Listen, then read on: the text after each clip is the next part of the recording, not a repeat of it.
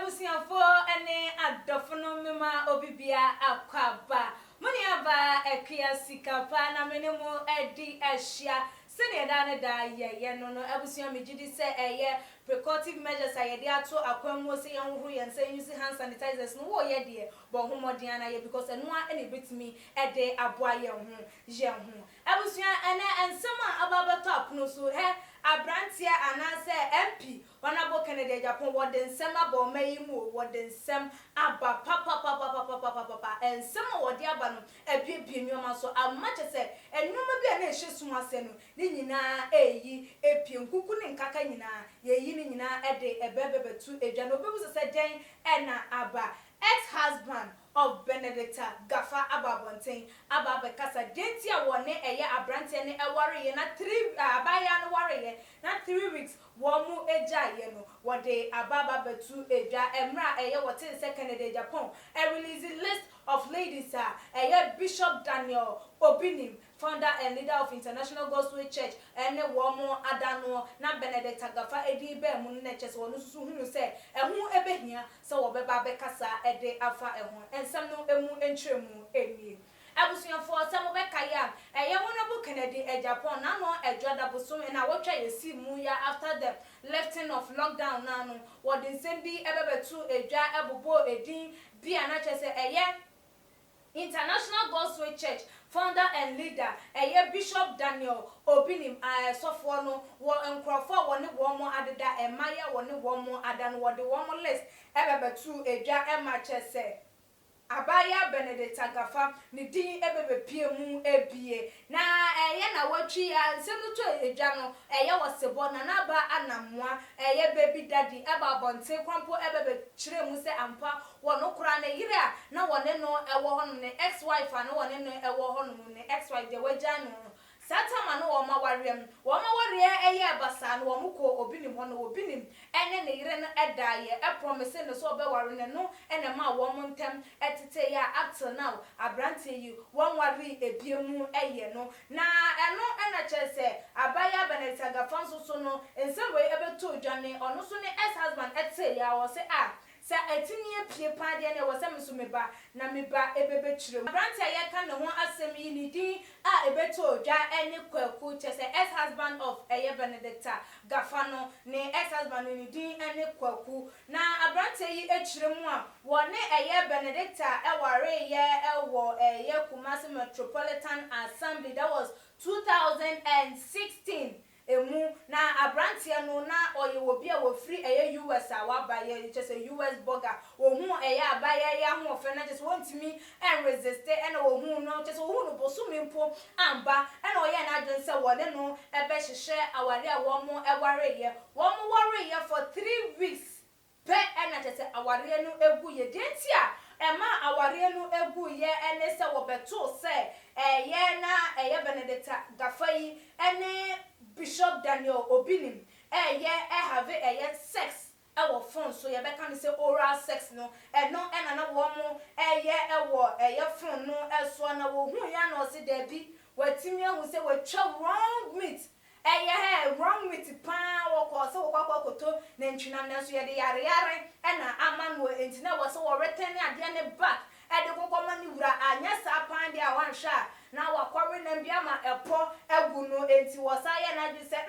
mia na me ba ye enti mia na mesan aye den akọ enti wo ye na dwi se wakwakọ bosuma ankasa ba besi ni fie pan de ada bi na onim se wokokoko piem wo US de abaya ne beye nanim mpo na oral sex ekoso na chese wokopiemu ewo ni kura wo free so eba ye dia ene na chese physical sex ankasa na chese abaya no wo beye wanhwe kura na wanyem ede ahye wo no ama wakwakọ hwe wo bi be free of charge entu wo tu ne hofo abra na chese wo mo aware no enya 3 weeks old we ene ensema abrante kwaku wodi etu edwa efa ekwan wone Benedicta Gafa wo mo aware wo mo eware ye no entimi entwa bosumi entimi entwa afe netimi twa na wotwemiensa pe na omo ware no etimi esiye na efri ho no na just otu bata ekoni kromu US back for and fear and 9 year wanting any emfa ehunu eye Benedict Agafa tell say what is second de Japan akwa allergy say obi nim ene emebia da ne yiri ne ex wife edi ebe mo no hu ne hia ehu ehia say wo bebeka no kure no anase wo bebe chiremu ema Ghana fo ehunu eye nipa banya Benedict Agafa no boye na chese ema wo mo endwen say eye de Kennedy Japan eka no eye ntro eye nukure trodo abaya no wone eye obinim ehhehye honum se de etie no anase de Kennedy eka no ne kwan so a eno no pepepepepepepe chese enkeka wo bia eni eho eno ena ama wone abaya no aware entimi a lasting for even a month na wo mo ware ye 3 weeks pe wo jane efri eye Ghana etwitwa eye aware nkrata animu esa call ne man so fofro abusuafo wei ene ensema ye nua be makwaku edi etu edwana ensem we beto edwan se wa wonim Ghana fo waduane ena yendie nanso wasem de ye beka edi ama we binum edi wo mo de aye type no matchro edi aba na comment section wana ebinum de to edi etu edwa ese Agafa, why have you disgraced us the hours like that? Oh, I thought you were a disciplined lady. So sad, really sad. Yenya TY Edia Wade Ebaya or say, with this ashawo behavior, no man will marry you. Fine lady, sake of money. Your end is coming soon. Your end is coming soon. Go and marry this bishop that you think he is a pastor one so adwencha wode etu edwa no yenu abisu ede ode eba ne din enkan was all these people they call themselves pastors, they call themselves prophets, they call themselves so many names. Meanwhile they don't know what they are doing. They are wolves in sheep clothing one so ede no so last and swan ede wode eba was stupid. She fooled him into marriage just to get part of his property, but thank God that he was able to run for his life. Ono so edia wode eba ye enono yenia popes edia de boss. Not every man is a marriage material, especially men who jumps at rumors and hastily to act. Ono so edia no who ni say abranti kwaku no wonya marriage material enti no eni kwaso obia efi no say wotimi tie ade a obi kakeka na wotimi gya wo yere de ene na wo so wo ye ben ma ben yemia papa di edia wode eba ye o say if this is true, then Benedicta, you didn't do well at all. That's the reason why you're not getting any marriage up to now, because sleeping with that pastor no he is a wizard, and you are not going to get any marriage. He is just destroying beautiful ladies and their life. And also edia what they ever no. Boko Joseph Edward they ever was say very sad. Ghanaian women were formerly not like this, but how now? God have mercy on us. Yeniano so adventure and when they say Ghana for mad and Ankamont is an ebon saying, and as I said, the Musuban etimi assistant preco epenas a sapa and a echo so edia any and ye be so Edward the ebony day and can was saying.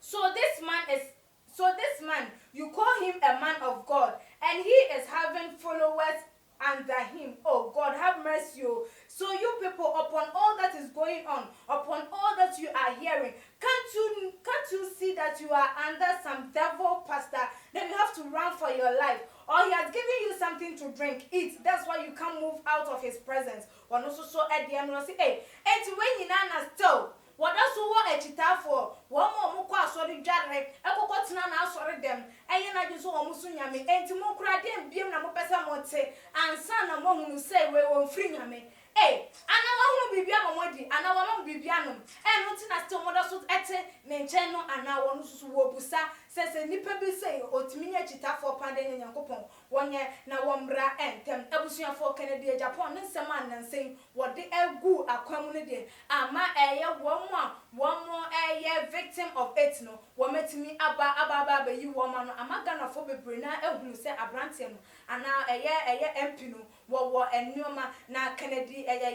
opinion, I was a mano, and in the senior, and said because so did sell this Yamesun, I want to asafo hne e de remma no e de sei wo mo abrabo pan dia ene na chese wono so wo se emmemra no ene nu edi no nyonyonyo because untimi enya sa abra wo yire ene wo ma e wo fi na wo bi de won se wono na busua emfa ema no abusuafo won so adwenche ene se sofo e wo so utimi de enya ma ho sem sei ana se enya akra ene wo so twen edi menyame abusua sese dia ekọ na asofofo no e wo se mo ma yeni enda honum pa because ebinum efri nyame ebinum efri nyame wadwenche bi a wo no fa beto ye too much GH comment section so won subscribe ya message se wo be ye ede amaye ebiem so like na chef mo abusuafo e wo all the social media platform that's a ne ye besane shia makram.